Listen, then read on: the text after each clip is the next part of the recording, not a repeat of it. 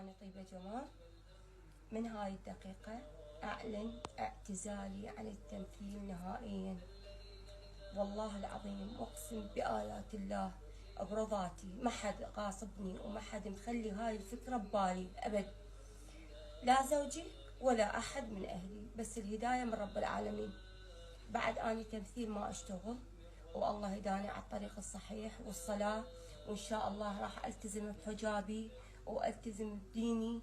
وكنا نتمنى هذا اليوم، وأتمنى لكم كل السعادة، وأتمنى من كل قلبي كل إنسان يغلط الله يسامحني على أغلاط اللي سويتهن. التوبة إليك يا ربي، والحمد لله والشكر على هداية رب العالمين. وهاي أول يوم لي إن شاء الله بالصلاة والحجاب، وإن شاء الله أدعي لأمة محمد والله يستر على الجميع. تحياتي لكم طيبة جمال.